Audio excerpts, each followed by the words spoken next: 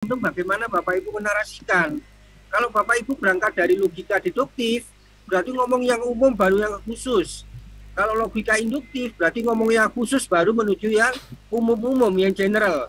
Itu tergantung Bapak Ibu untuk menarasikannya. Jangan terpaku bahwa kalau kuanti harus piramida terbalik, ya, kuali harus piramida, enggak. Di khusus atau khusus itu cuma gaya saja, style saja. Yang penting Bapak Ibu, baik kuanti maupun kuali di latar belakang, tunjukkan apa saja menjadi menarik di problem atau kajian kita. Ungkapkan dengan alasan. Mendesak, ungkapkan alasannya apa. Unik ya, alasannya apa. Ada juga di latar belakang masalah itu setelah menguraikan itu, ada juga yang memasukkan sedikit-sedikit teori. Ya, teori apa yang utama, biasanya diambil 1-2 teori dimasukkan di latar belakang, atau penelitian terdahulu yang paling dekat dengan penelitian kita. Walaupun ada bab 2 tentang teori, landasan teori, ada sub tentang penelitian terdahulu dan orisinalitas penelitian yang pada umumnya ada di akhir bab 1, tapi beberapa perguruan tinggi meletakkan penelitian terdahulu dan orisinalitas penelitian itu di akhir bab 2. Itu lagi-lagi kembali kepada gaya selingkung, ya, gaya selingkung masing-masing program atau perguruan tinggi. Jadi Bapak Ibu nggak usah pusing dengan itu. Loh, ini kok beda-beda? Iya, masing-masing perguruan tinggi itu punya gaya, punya style. Bagaimana memparadekan outline, ya, itu sudah barang tentu sudah difikirkan oleh pihak LP3M, ya. Itu adalah yang menerbitkan buku panduan, itu namanya LP3M. Jadi nggak usah bingung, memang banyak pertanyaan dari mahasiswa itu, loh Pak ini kok beda Pak, saya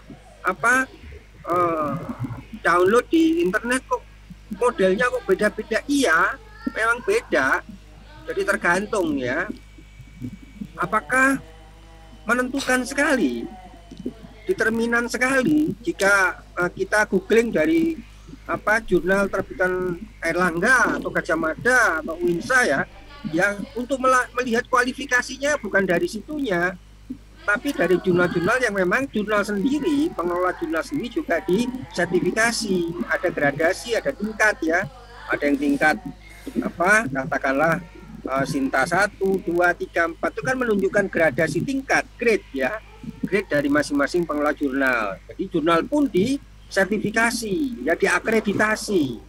Sama dengan perguruan tinggi juga diakreditasi, itu ada standarnya. Jadi kembali kepada poin kita pada pertemuan kali ini yang akan kita bahas tentang latar belakang masalah atau konteks penelitian dan perumusan masalah atau perumusan masalah, atau disebut di kualitatif disebut fokus penelitian. Hanya beda istilah, tetapi tetap kita harus konsisten ya, dimanapun outline yang diterbitkan oleh masing-masing perguruan tinggi. Kalau kuali ya konteks ngomongnya, kalau kuanti ya latar belakang masalah. Kalau itu tertukar, berarti yang membuat buku panduan ini kayaknya sudah lolos dari tradisi ilmiah yang sudah lazim di dunia akademik ya. Biasanya hal seperti itu sulit untuk dicari bedanya di perguruan tinggi yang memang spesifik. Ya kayak ITB, ITS itu kan memang sudah pasti kuanti kan, walaupun boleh jadi kuantinya, tetapi karena sudah nuansa teknik itu pasti kuanti ya, sehingga yang dibahas ya metodologi penelitian kualitatif. Kadang-kadang mereka pakai istilah konteks penelitian, padahal itu adalah tradisi kuali ya, karena memang hal-hal yang kadang-kadang memunculkan perbedaan pada dunia akademik. Tapi yang penting Bapak Ibu paham ya, kalau ngomong konteks ya mirip-mirip ngomong tentang konteks penelitian, berarti mirip-mirip dengan ngomong latar belakang masalah dan seterusnya. Oke, pada penelitian kuantitatif yang patut dan perlu Bapak Ibu perhatikan adalah ada istilah uji statistik. Bagaimana saya sampaikan di pertemuan kedua, bahwa uji statistik menjadi pisau bedah alat analisis yang paling urgen, yang paling mendesak dan cukup determinan, dan selalu dipakai pada medpen kuanti, selalu pakai uji statistik ya. Nggak mungkin medpen kuantitatif pakai konten pakai misalkan analisis interpretatif gitu ya, atau analisis isi misalkan, diskurs ya nggak mungkin. Kualitatif pasti analisisnya adalah memakai uji statistik. Sehingga dengan demikian Bapak Ibu harus paham dasar atau definisi yang paling dasar tentang statistik ya. Saya tahu bahwa di antara kita ada yang alergi dengan angka-angka. Lihat angka udah alergi, gatel aja. Sudah merasa down dulu ketika sudah dihadapkan dengan angka-angka yang syarat dengan hitungan ya. Padahal SPSS sendiri sebagai aplikasi aplikasi yang lazim kita pergunakan untuk menghitung pada uji statistik, itu sebetulnya SPSS adalah alat untuk mempermudah. Mempermudah siapa? Mempermudah kita yang dari prodi sosial dan humaniora. Makanya muncul SPSS, Statistical Parametric for Social Studies atau for Social Science. Jadi SPSS itu adalah untuk mempermudah kita yang di prodi sosial dan humaniora, ya, mempermudah kita untuk menghitung secara cepat, quick count. Karena sudah tinggal kita input data di Excel ya, kita buka program kita ekspor datanya di program SPSS, tinggal enter aja udah. Mencari validitasnya, mencari reliabilitasnya, mencari normalitasnya, dan seterusnya ya, mencari koefisien regresi, mencari koefisien korelasi, ya, dan seterusnya itu udah ada, tinggal enter udah muncul tabel dan interpretasi dari temuan di tabel itu. Begitu mudahnya ya program-program yang atau aplikasi-aplikasi yang sudah beredar dan sudah dipakai oleh sarjana-sarjana sosial humaniora yang menggunakan cara pandang atau perspektif metode kuantitatif ya. Baik, jadi dua hal ini sangat penting. Recording in progress. Latar belakang masalah dan fokus penelitian atau perumusan masalah. Dua poin ini keliru, maka belakang sudah dipastikan keliru karena sangat berimbas, efeknya sangat kuat sebagai landasan yang bisa menunjukkan apakah penelitian kita itu researchable atau tidak, layak dilanjutkan dengan penelitian berikutnya atau tidak. Kadang-kadang dosen penguji pada ujian proposal udah bisa menentukan proposal ini layak enggaknya dari bab 1.1 dan 1.2. Sangat bisa dari situ dilihat. Ya, kalau udah keliru di situ, lalu ngapain kita melakukan penelitian kalau udah keliru di latar belakang atau konteks penelitiannya? Sehingga ini sangat penting, sangat krusial bagi Bapak Ibu untuk mencermati itu. Ya, benar di sini, maka selanjutnya nanti Bapak Ibu S3 ya, membuat disertasi. Kalau udah benar di situ, sudah nggak akan khawatir lagi kita.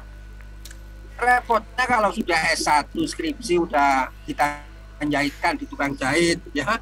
S2 tesis juga menjahitkan. Bagaimana mungkin kita memahami betul roh spirit dari sebuah karya ilmiah, ya, tulisan karya ilmiah, baik makalah, paper dan seterusnya itu kan abstraksi dari penelitian yang dilakukan berhari-hari dan dituliskan beratus halaman, kemudian diabstrak, ya, dipersingkat menjadi sekian halaman saja untuk mewakili apa yang sudah kita lakukan dalam sebuah penelitian. Dan oleh karenanya Bapak Ibu juga harus concern, harus betul, benar ketika membuat latar belakang masalah dengan apa saja yang dimuat di situ sudah kontentif, sesuai dengan peruntukannya. Jangan sampai kemudian proposal atau di bab 1 pendahuluan 1.1 latar belakang masalah itu Pak Ibu kemana-mana lari, nggak jelas apa yang dituliskan di situ. Ya, sekali lagi saya ingin mereview tugas dari Bapak Ibu yang sudah dikirimkan di email saya. Tidak semua yang telah mengumpulkan, ya, dan saya catat ada beberapa bahkan nggak sampai 60% yang sudah mengumpulkan ke saya, ya. Ada beberapa yang sama kan, karena ya itu memungkinkan sekali karena tugasnya saya minta Bapak Ibu mengumpulkan contoh proposal penelitian kualitatif yang sesuai dengan prodi Bapak Ibu. Jadi kalau semuanya download, ya, copy paste dari internet, ya itu besar kemungkinan ada yang sama memang, ya. Yes, pokoknya target saya Bapak Ibu mengumpulkan, kemudian mohon maaf hari ini tidak bisa, saya janji bahwa pertemuan ini kita akan menyanding banding dan tandingkan sekian banyak proposal itu sesuai dengan gaya selingkung masing-masing perguruan tinggi. Tapi oleh karena saya sekarang di perjalanan sehingga sulit bagi saya untuk menyajikan semacam cara kerja kontinem itu membandingkan ya, kontinem itu membandingkan isi, membandingkan apa yang disajikan ya, itu namanya kontinem. Sulit bagi saya hari ini untuk, walaupun saya sudah janji ya, karena saya di perjalanan sehingga sulit bagi saya untuk menyanding banding dan tandingkan dari sekian banyak proposal penelitian yang bergenre kuantitatif. Baik, itu saja presentasi dari saya pada hari ini. Mohon direspon dan saya berharap diskusi kita akan lebih jauh, lebih dalam ya, membahas tentang metode penelitian kuantitatif. Saya persilakan. Terima kasih pada Pak Dr. Rudolf kami sampaikan untuk kawan-kawan, rekan-rekan terkait dengan pembahasan yang telah disampaikan. Silakan. Namun sebelumnya saya ingin bertanya terlebih dahulu Pak terkait dengan penjelasan yang disampaikan tadi. Metode-metode yang dipakai itu nantinya apakah memiliki suatu kelebihan masing-masing. Misalkan kita menggunakan metode kuantitatif yang sifatnya pendataan terkait dengan lembaga tertentu, itu apakah bagaimana kondisi-kondisi yang perlu kita, langkah-langkah dan cara-cara yang kita gunakan untuk mempermudah mendapatkan data tersebut Pak. Kemudian mungkin terkait dengan metode yang lain Pak, ini saya sampaikan terkait dengan pembahasan kualitatif dan kuantitatif, seberapa objektif penilaian data ilmiah yang didapat dari sekedar ketika kita mendapatkan kualitatif atau kuantitatif, apakah sama-sama memiliki dasar ilmiah yang kuat ataukah mungkin sama-sama ada kekurangan dan kelebihannya. Baik, terima kasih. Siapa tadi yang bertanya? Bapak siapa? Saya Pak, ketua kelas Pak. Oh Pak ketua kelas, Pak Hilmi ya. Iya. Pak Kosma ya, baik, terima kasih. Jadi saya jawab ya pertanyaan yang kedua dulu. Apa positif negatif atau kelebihan kelemahan dari masing-masing itu ya. Hampir 5 dekade sejak tahun 1950-an ketika para peneliti berada pada pusaran teori aksi waktu itu ya.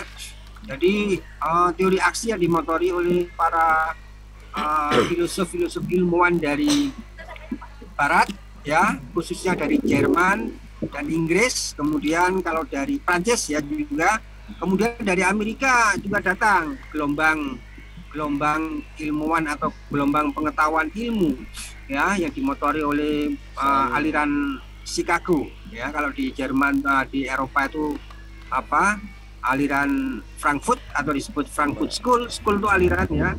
Kalau di Amerika ada Chicago School, aliran Chicago. Sama-sama ingin menunjukkan ada fanatisme para saintis atau para researcher, para peneliti ini masing-masing kaki. Peneliti kuantitatif itu menganggap mereka itu ya lebih valid ya, lebih hebat. Tapi sebaliknya peneliti yang kualitatif, khususnya dari prodi-prodi atau disiplin sosial humaniora, psikologi, itu menganggap ya secara kualitatif yang syarat dengan narasi valuable yang mengandung nilai itu yang lebih bagus gitu ya, lebih memiliki akses atau memiliki pengaruh yang lebih baik pada perkembangan peradaban manusia. Jadi masing-masing punya fanatismenya sendiri-sendiri ya. Kemudian diambil jalan tengah ya, ada beberapa ilmuwan yang seperti Auguste Comte ya, kemudian beberapa penelitian khususnya sosiolog di kalangan sosial humaniora, itu sarjana sosiologi itu adalah sarjana pertama ya di bidang sosial humaniora yang menaruh arti pentingnya penelitian secara kuantitatif, karena banyak sekali para fisikawan atau ilmuwan saintis eksak itu yang concern ya tertarik untuk masuk ke lingkup ilmu sosial, sehingga sosiologi menjadi panglima, menjadi pionir, ya, peneliti sosial, tetapi yang ingin atau meminjam cara kerja peneliti yang dari tradisi eksak atau kuantitatif, ya, itu adalah bagus untuk menengahi fanatisme peneliti yang kuali dan kuanti. Nah, Bapak Ibu yang basicnya adalah sosial humaniora, pendidikan tarbiyah itu masuk ke sosial humaniora, itu memang tradisinya kuali, nggak bisa dipungkiri itu kualitatif. Tetapi mengapa kok dikenalkan dengan tradisi kuantitatif? Ya, agar mengikis fanatisme tadi. Atau setidaknya ketika Bapak Ibu menjadi dosen, jadi pembimbing, ya, ketika mahasiswa Bapak Ibu itu mengambil tradisi kualitatif, Bapak Ibu mampu, ya, bisa memfasilitasi itu. Beda dengan kalau Bapak Ibu terlalu fanatik di kuali saja, ya, pada saat mahasiswanya melakukan pembimbingan tapi dengan genre kualitatif, Bapak Ibu nggak bisa bicara nanti marwah dari seorang dosen itu kan juga dipertaruhkan di situ. Jadi saya pikir terlepas dari positif dan negatif, ya, masing-masing punya kelebihan dan kekurangan, ya. Kalau bagi saya, saran saya untuk kita semua, ya, harus tahu dua-duanya, ya, nggak cuman hanya mengerti di satu mata saja. Mata kanan kiri harus jalan. Kalau kuali itu lebih di kanan, kalau kuanti itu lebih di kiri, otak kiri itu lebih numerik, ya, otak kanan itu lebih verbal, kualitatif verbal itu di otak kanan, di mata kanan. Tapi mata kiri atau otak kiri itu dominan untuk hal-hal yang numerik, yang spasial, ya. Jadi dua-duanya harus dilatih, dua-duanya kita harus skillful di situ, mampu di dua-duanya. Jadi saran saya, betapapun ini prodi sosial humaniora atau tarbiyah pendidikan, ya, jangan menutup kemungkinan, jangan menutup diri untuk tidak mau belajar hal-hal yang bersifat numerik, ya. Itu tetap harus kita kedepankan. Jadi menjawab pertanyaan mahasiswa yang pertama tadi, Bapak Ketua Kosma, ingin saya sampaikan bahwa masing-masing memiliki kelebihan dan kekurangan. Tapi terlepas dari itu semuanya, kita harus siap membuka diri, ya. Mata kanan dan mata kiri harus berjalan seiring, ya, seperti dua rel, ya, itu kan tidak mungkin bersatu, ya. Mereka berpisah tapi seiring sejalan, ya, berjauhan tapi seiring sejalan, ya. Filosofi rel itulah. Pak, rel kan juga ada crashnya kan? Iya, sekali waktu juga harus ada crashnya juga, ya. Ada persilangan di situ. Baik, demikian. Silakan yang lain. Terima kasih Pak. Pak Agus, silakan untuk pertanyaan. Baik, Assalamualaikum warahmatullahi wabarakatuh, Pak Dr. Rudolf. Pertanyaan saya begini, Pak.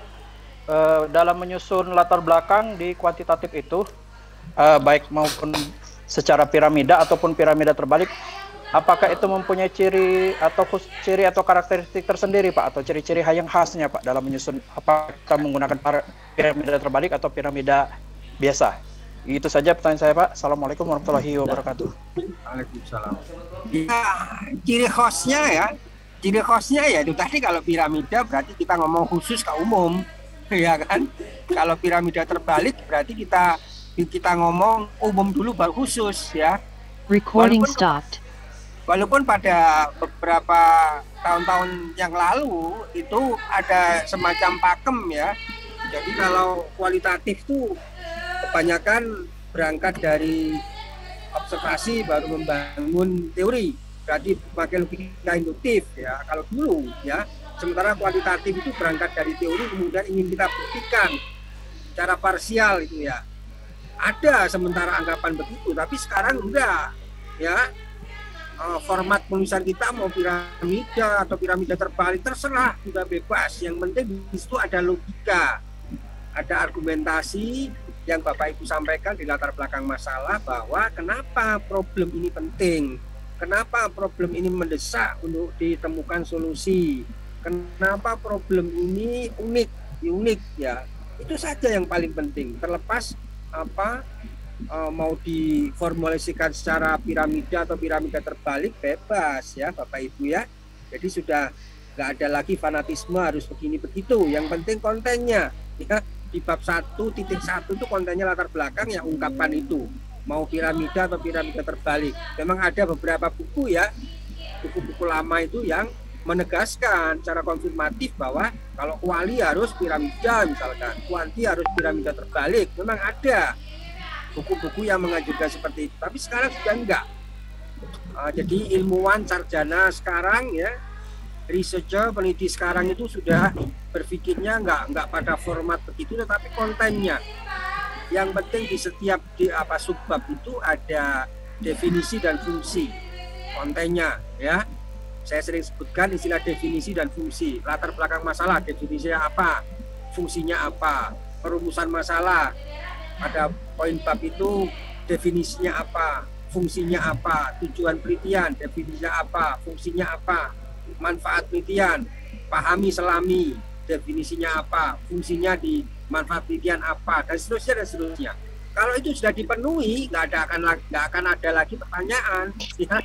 Di ujian proposal itu yang ditanyakan kan suatu sifatnya bisa menguji, ya, ingin menjajaki seberapa jauh mahasiswa itu memahami apa yang dituliskan. Tapi yang kedua, bagi dosen-dosen yang simpel itu pertanyaannya nggak banyak. Contoh misalkan ujian ya, saya seorang penguji, kalau saya ada yang mendesak dan unitnya problem atau masalah, halaman sekian Pak, halaman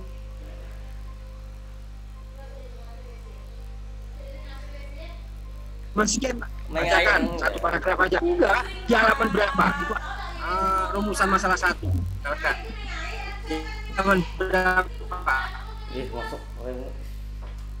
poin dari bahasa sedikit, tapi jawaban yang seolah-olah dengan mahasiswa mampu di halaman sekian itu berarti dia betul-betul menguasai apa yang dia tuliskan.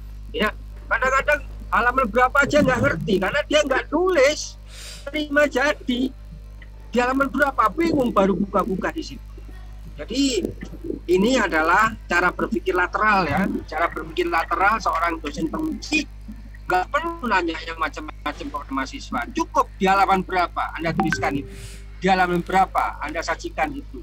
Singkat, simple, tapi pertanyaan itu sudah mampu untuk menggali, ya, menjajaki sejauh mana mahasiswa memang menguasai betul apa yang dia dituliskan ya. Apa yang telah dituliskan oleh si mahasiswa. Demikian Bapak. Silakan direspon jawaban saya, jangan diterima mentah-mentah.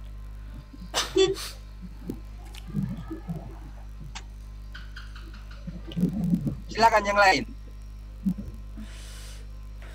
Silakan pada Pak Rahman, mungkin ada pertanyaan. Kami silakan. Mungkin ada yang mau merespon atau mungkin ada sanggahan. Kami juga silakan. Assalamualaikum warahmatullahi wabarakatuh. Waalaikumsalam. Pak dosen yang kami hormati.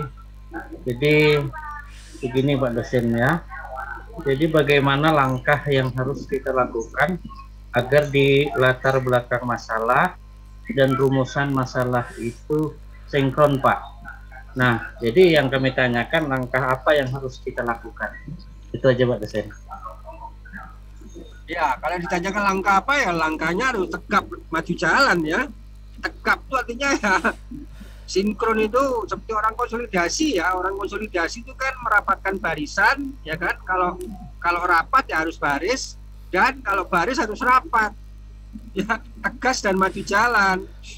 Kadang-kadang apa yang menjadi rumusan masalah kemudian dihantarkan pada latar belakang masalah itu pengantarannya itu nggak menunjukkan betapa penting, mendesak, urgen masalah. Jadi kan nggak sinkron di situ. Sinkronisasi itu diperoleh atau mampu disajikan mahasiswa secara sinkron jika di latar belakang betul-betul mengantarkan. Jadi punya latar belakang itu nggak perlu banyak-banyak. Disertasi saya latar belakangnya 11 halaman. Disertasi loh ya, 11 halaman. Saya lihat kemarin saya uji skripsi itu latar belakang 20 halaman. Apa yang diomongin di situ? Ya, kalau yang diomongin memang ada kaitannya dengan masalah, nggak masalah, akan menjadi masalah kalau yang dituliskan di situ nggak ada hubungannya dengan masalah. Itu yang jadi masalah. Sehingga nggak harus banyak, ya. Sinkronisasi itu tidak perlu banyak. Misalkan untuk menunjukkan apa pentingnya masalah, 3 paragraf cukup. Untuk menunjukkan mendesaknya masalah, 3 paragraf cukup. Ya. Jadi argumentasi tulisan di latar belakang itu sangat menunjukkan sekali karakter dan keterampilan menulis seorang mahasiswa itu kelihatan di latar belakangnya. Kalau di konteks penelitian, kalau di latar belakangnya itu kemana-mana larinya, apalagi nggak sinkron, nggak ada hubungannya, ya sulit. Sehingga kalau ada pertanyaan bagaimana langkah sinkronisasi itu, ya sejauh yang disajikan, dituliskan di latar belakang itu betul-betul mengantarkan arti penting, mendesak, uniknya masalah, problem, ya sudah, itu sudah sinkron namanya. Jadi Bapak Ibu ya, sederhana sekali contoh sekarang misalkan kita mau meneliti apa gitu ya, problem apa kita tangkap, ya kita nemukan problem masalah apa, coba uraikan. Bapak Ibu harus mampu berargumentasi kenapa masalah problem ini penting, kenapa problem ini mendesak misalkan, sehingga gampang. Ini ganti kabutnya ya, tidak ganti lus. Jadi demikian Bapak Ibu ya, nggak ada lagi kata bingung pada diri kita ya, walaupun langkah-langkah itu patut kita buat ya untuk ya kembali lagi sinkronisasi itu matching enggaknya itu adalah tergantung dari Bapak Ibu mampu untuk apa, tidak harus banyak ya, tidak harus memerlukan banyak halaman yang harus kita sajikan, enggak. Bapak Ibu tahu disertasi di luar negeri itu 20 halaman ya, tesis itu 20-an, semuanya 2 halaman. Kita mendeterminasi, walaupun disertasi saya sendiri ada sekitar 350 halaman ya, 400 dengan lampu menentukan, nggak mendeterminasinya ya. Yang itu apa, para mahasiswa itu kok, Pak sudah jadi nih tesis saya, bisa Pak saya ujian seminar hasil, sudah jadi berapa halaman, 150, jangan, tesis itu minimal 200 halaman. Loh, itu ya kaprah ya. Bapak Ibu tidak harus misalkan nanti jadi dosen pembimbing atau apapun itu, jangan menentukan kualitas sudah di jumlah halaman. Yang penting kontennya, isinya itu yang penting. Amplopnya tidak masalah, tidak perlu, tidak penting amplopnya, isinya itu loh ya. Itu saja ya, silakan yang lain atau mungkin barangkali mau merespon balik.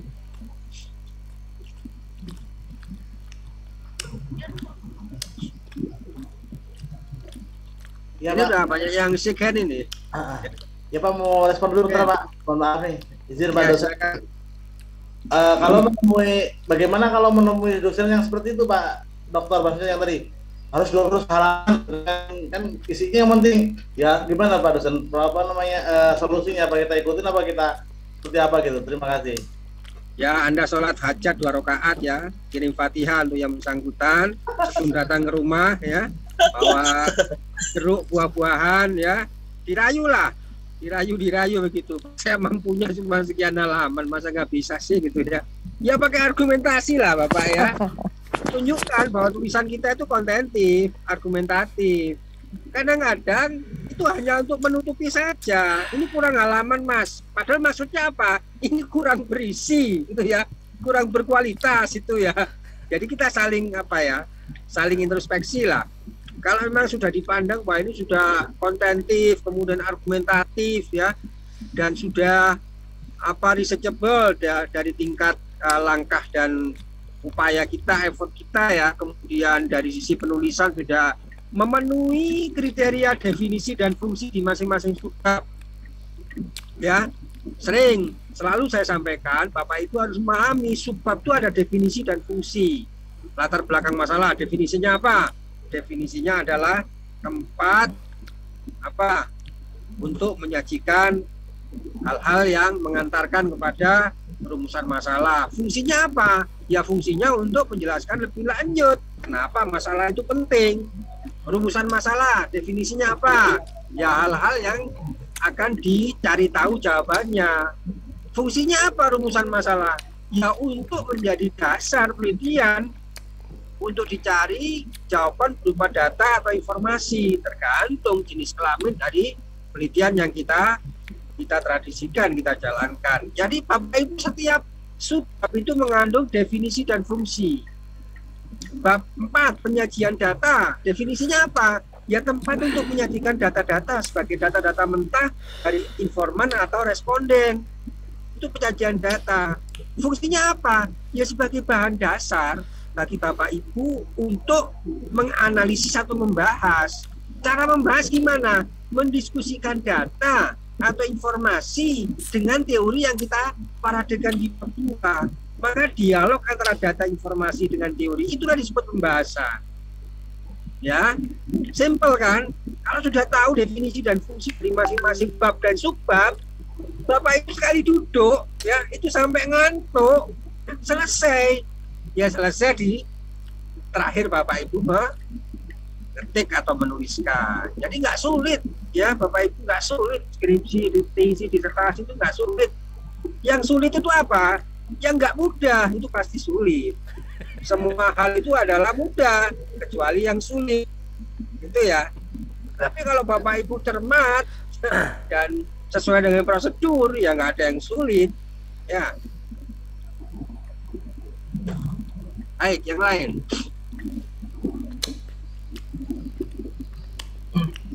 Baik, silakan Pak Yudi. Baik, terima kasih moderator. Izin Bapak Dokter yang saya hormati. Tadi Bapak Dokter menyampaikan beberapa hal tentang penelitian kuantitatif, dan sempat saya dengar bahwa penelitian itu di setiap kampus itu mungkin berbeda, Pak, untuk sistem metode pembelajaran, metode penelitiannya. Nah, ini saya tanyakan untuk membedakan relevansi isi dari metode penelitian yang masing-masing itu, yang terpenting itu apa, Pak? Dalam menyusun. Mohon diulang Pak, suaranya kecil Bapak, saya sulit mendengarkan ini. Agak dibesarkan. Ya, halo, suaranya agak kecil. Iya. Halo, Pak. Ya, silakan lanjutkan. Intinya apa inti pertanyaan? Inti pertanyaannya Pak, kalau kan di setiap kampus itu kan beda-beda Pak metode penelitiannya khusus untuk kuantitatif Pak. Jadi mungkin Bapak tadi kan sudah menyampaikan juga di awal tadi bahwa penelitian kuantitatif itu mungkin juga berbeda dengan kampus-kampus yang lain untuk metode penelitiannya Pak, susunan strukturnya Pak.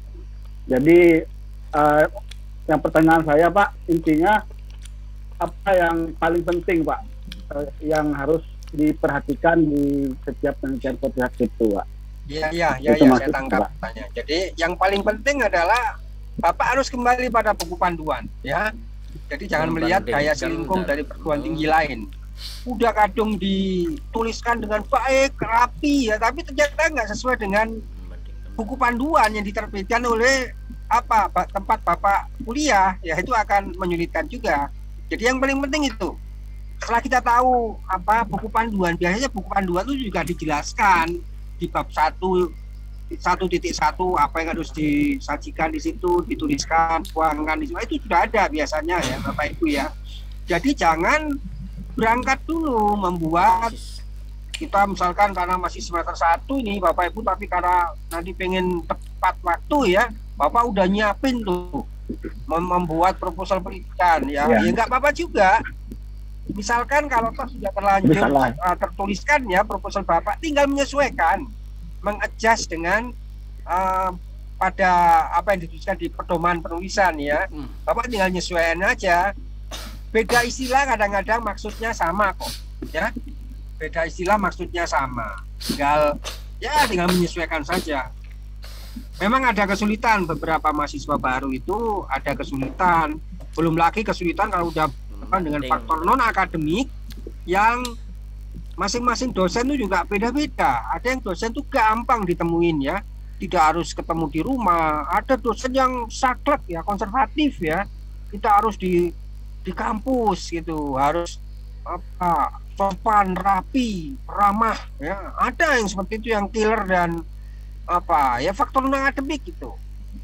Tapi kalau kita menjunjung tinggi nilai saintifik ya, keilmiahan ya, dunia ilmiah itu ya dunia akademik itu ya prosedural.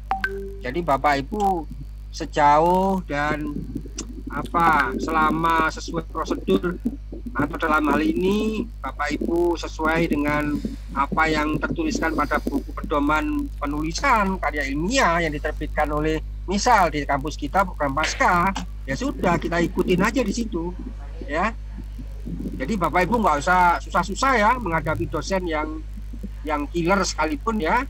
Ya nanti Bapak Ibu akan mengalami itulah ya. Biasanya bersakit-sakit dahulu ya, batuk-batuk kemudian ya. Kadang-kadang kita dapat dosen killer itu juga sisi positifnya kan, tulisan ilmiah kita kan jadi lebih berbobot kan, ketimbang dosen yang sudah kerjakan sampai selesai. Kalau sudah selesai silakan temui saya. Ada banyak seperti itu ya, giliran udah selesai nemuin dosennya ternyata banyak yang dicoret kan, pusing juga kan. Mendingan sejak awal udah dicoretin dulu ya, sudah ada revisi-revisi yang konstruktif gitu. Jadi prinsipnya ya lalui saja proses ini. Tapi secara prosedur Bapak memahami definisi dan fungsi. Setiap subbab, setiap bab itu ada definisi dan fungsi. Definisi dan fungsi. Itu saja. Silakan.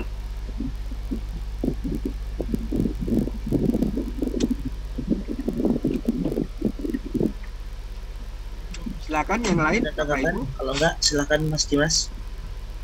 Baik Pak Dokter, terima kasih atas waktunya, dan teman-teman yang lainnya juga terima kasih. Yang ingin saya sampaikan Pak Dokter, izin menyampaikan. Jadi di dalam waktu saya selama S1 kemarin, dosen saya menyampaikan bahwa skripsi itu harus ada memiliki keterkaitan kesenjangan antara kenyataan dan teori gitu. Baik itu di dalam penulisan yang kamu buat. Nah, dalam hal yang kami ingin sampaikan ke jenengan, yang saya tadi juga disampaikan latar belakang itu langkah-langkahnya gimana. Nah, sepemahaman kami terkaitan dengan di latar belakang itu harus adanya yang tadi jenengan sampaikan, menariknya apa, uniknya apa, kemudian undang-undang yang mendukung dalam hal latar belakang masalah itu apa, kemudian kalau ada ayat Al-Quran atau hadis boleh dimasukkan, kemudian teori-teori lainnya yang mendukung sifatnya latar belakang sifatnya yang penelitian itu. Nah, namun dalam kenyataannya, dalam hal kita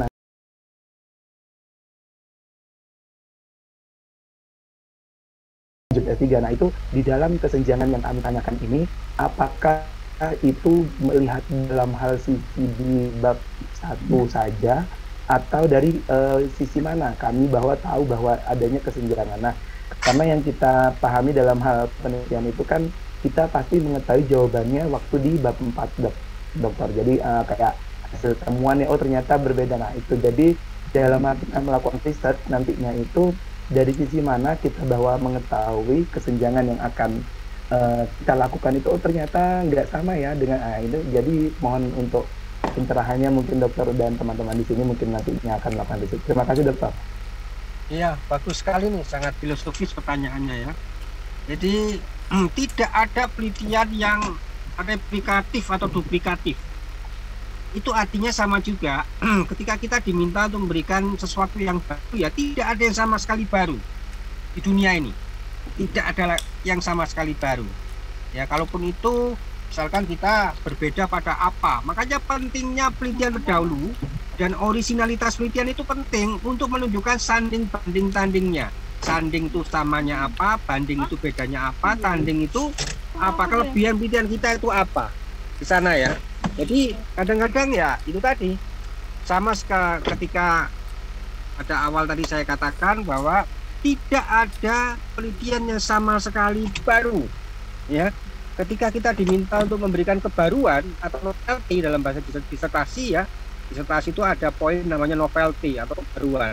Kebaruan apa yang saudara peneliti bisa tunjukkan pada semua orang ya, walaupun kita menunjukkan sesuatu yang baru ala kita ya, ternyata kita cuma nggak tahu saja kalau di tempat lain itu sudah ada atau di penelitian lain itu sudah ada, sehingga kebaruan kita jadi mentah kan di situ kan, inovasi kita atau di discovery kita atau invensi kita ternyata enggak begitu baru ternyata, sehingga dengan demikian tidak ada penelitian yang sama sekali baru, betapapun levelnya disertasi, betapapun profesor yang melakukan penelitian, ahli peneliti yang sudah canggih, sudah sahih ya, enggak bisa ya. Makanya dalam tradisi kita, para ulama kita ada qaul jadid, ada qaul ya kan, ada qaul yang terbaru ya, tapi juga ada yang awal ya kan, qaul qadim, sehingga itu dalam sisi disiplin kita ya, pendidikan agama Islam misalkan. Tapi dalam riset itu tidak ada yang sama sekali baru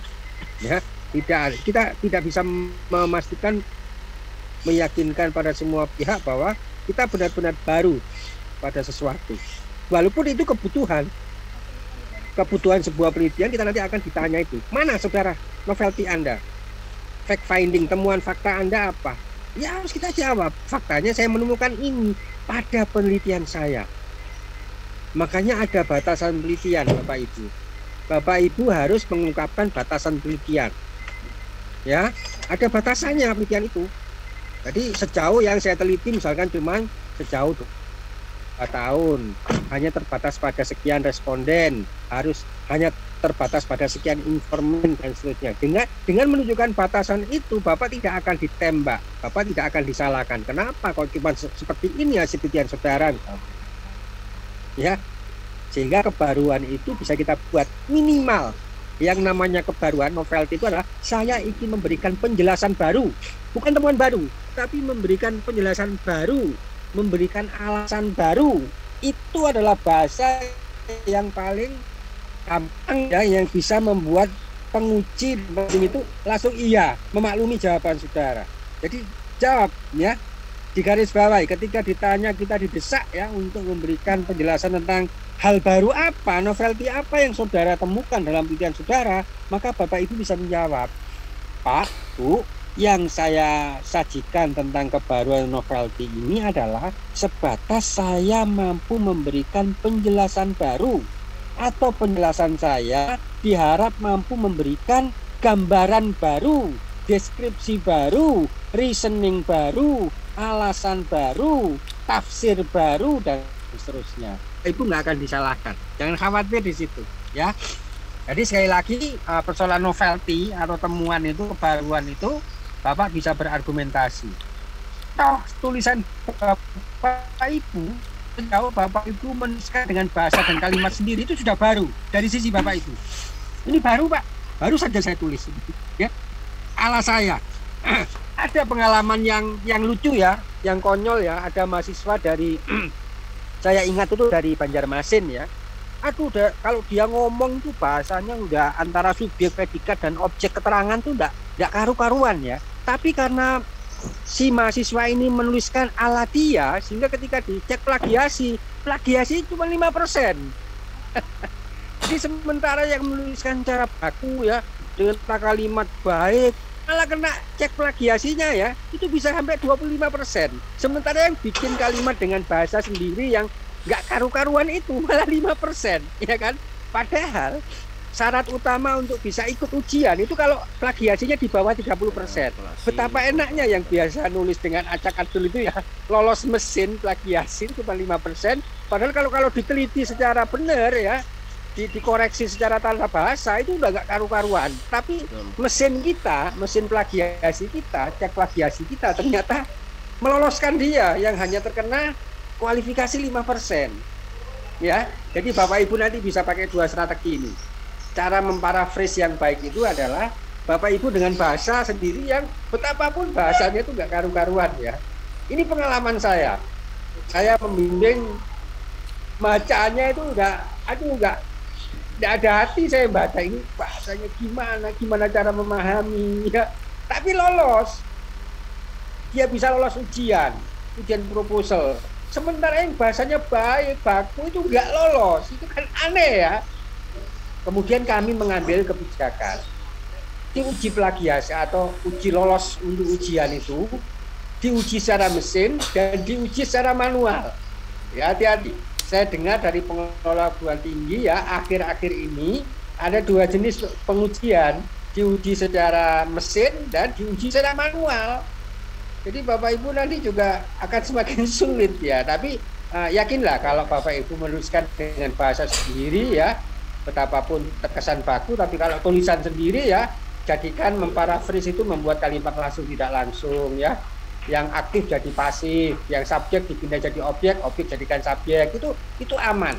Ketika Bapak menukil, mencuplik atau apa ya istilahnya, mensitasi dari pendapat-pendapat para penteori, kemudian parafris dengan cara Bapak menuliskannya kembali dengan bahasa Bapak, insya Allah itu nanti akan lolos ya.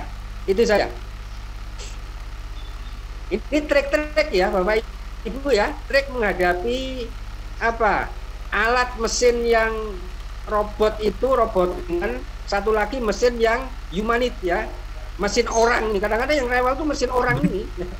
Kalau pembimbingnya orang manusia ya tambah rewel ya. Begitu. Silakan direspon.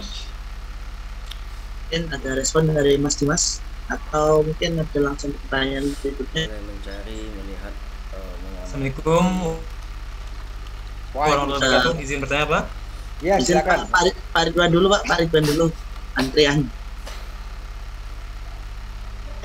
Baik, Assalamualaikum warahmatullahi wabarakatuh. Waalaikumsalam warahmatullahi wabarakatuh. Saya hanya sekedar menanyakan Pak, ada 2 pertanyaan. Yang pertama mengenai metode. pada umumnya kuantitatif pada umumnya ada beberapa metode yang baik untuk digunakan Pak. Maksudnya metode apa saja yang baik untuk digunakan di kuantitatif. Selanjutnya yang kedua,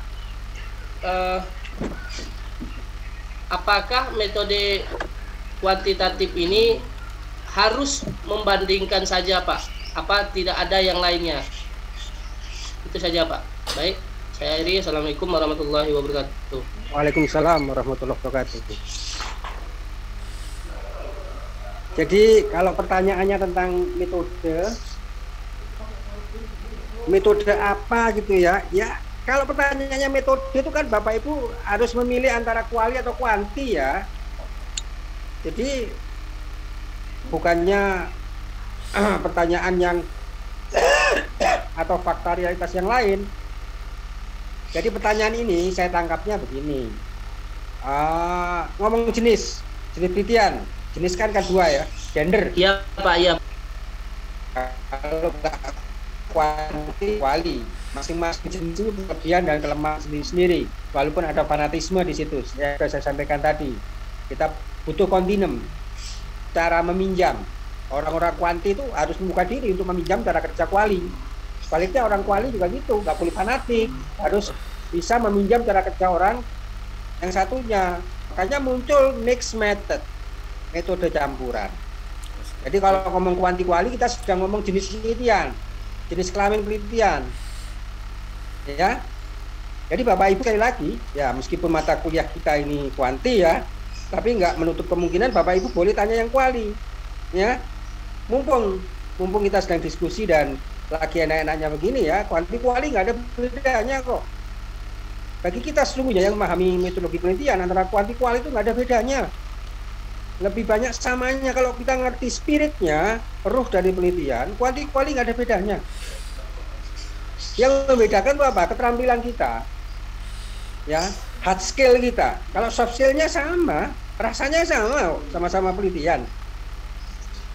Sama aja, nggak ada bedanya. Saya pribadi ya antara kuanti kuali sama aja.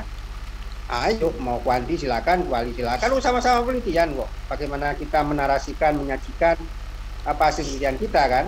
Sebelumnya kita mempersiapkan, merancang, merencanakan, kemudian menjalankan penelitian, kemudian menuliskan hasil penelitian dan mempertanggungjawabkan hasil penelitian itu di sidang. Kalau itu perlu di sidang ya, kalau dalam rangka requirement atau persyaratan kita lulus S1 ya harus kita sidang S1, S2 kita sidang S2 dan seterusnya. Sehingga bagaimana langkah-langkah kita? Ya langkah-langkah kita itu minat kita di mana? Jangan Bapak Ibu menerima saran mentah-mentah dari dosen pembimbing. Misalkan Bapak Ibu ngadep ke dosen pembimbing, Pak, saya punya problem ini. Kira-kira judulnya yang baik apa ya Pak ya? Nanti di situ menentukan judul yang baik. Setelah itu apa? Setelah itu baru dosen pembimbing yang akan nanya, Anda akan memakai tradisi apa ini? Jenis penelitian apa? Kuanti apa kuali? Ya kuali Pak. Oh, jangan, Anda harus kuanti. Nah itu hati-hati Bapak. Yang meneliti itu Bapak, bukan dosen pembimbing. Makanya Bapak harus melakukan mengambil putusan, menentukan jenis penelitian apa yang sesuai dengan yang Bapak mampu. Jangan ikut dosen pembimbing. Bapak, dosen pembimbingnya mengarahkan kuantitasnya dan mampunya di kuali. Yo nggak sinkron di situ. Makanya argumentasikan kepada dosen pembimbing, Pak, saya kok lebih rasanya lebih srek yang kuali ya, karena saya ini orangnya kuali sekali. Bukannya saya nggak suka kuanti Pak, tapi saya tuh memang kalau sama hitungan itu agak ya mendingan saya joget daripada ngitung Pak, misalkan ya dengan alasan-alasan yang agak jenaka begitu, tapi ya mudah-mudahan bisa memberikan solusi bagi kita dalam mengawali sebuah penelitian. Demikian Bapak. Dari langkah-langkahnya tentukan Bapak itu minat dan mampu di mana. Oh saya minat dan mampu di kuali, ya udah kuali aja, mau maksain diri. Tapi saya ngerti, saya pribadi kalau disuruh buat ya saya beli yang nanti cepet, nggak butuh kata-kata, nggak butuh banyak kalimat. Interpretasi data singkat ya, nggak butuh bertebal-tebal halaman. Kuanti itu yang tebal ya, bikin tebal kan kuanti kan kuesioner, foto-foto, lembar catatan lapangan itu ya, itu yang bikin tebal di kuanti. Kalau Bapak lihat analisis data, interpretasi data, waduh 1-2 halaman, 10 halaman cukup udah. Di kuanti ya lebih cepat, tinggal input di Excel aja, kemudian diekspor ke aplikasi, udah enter aja selesai. Kalau kuali, Bapak harus pintar berkata-kata, pintar buat argumentasi, pintar mendiskusikan antara data informasi di penyajian data dengan di bab 2 teori.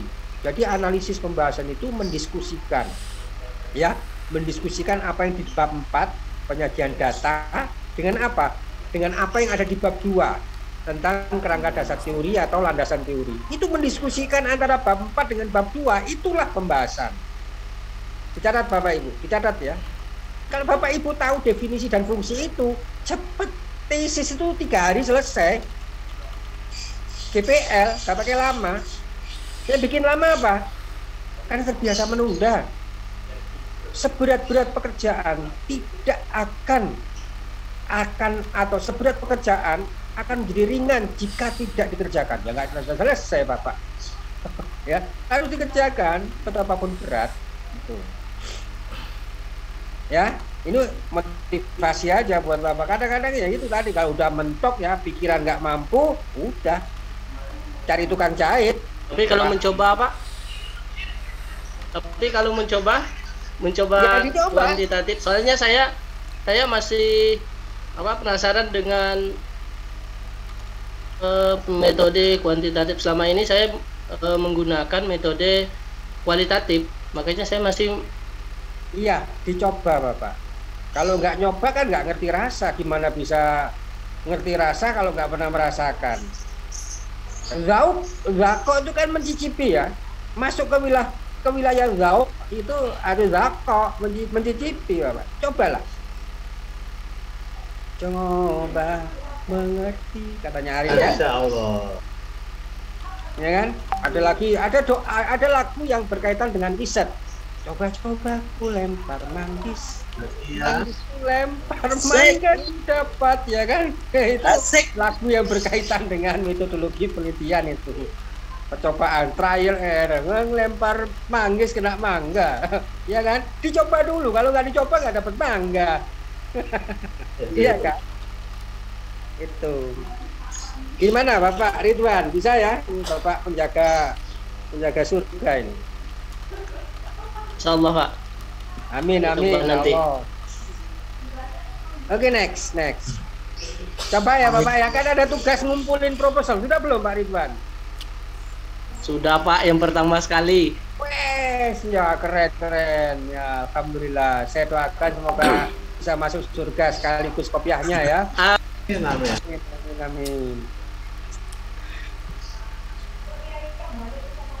Oke, next. Silakan yang lain. Assalamualaikum warahmatullahi wabarakatuh.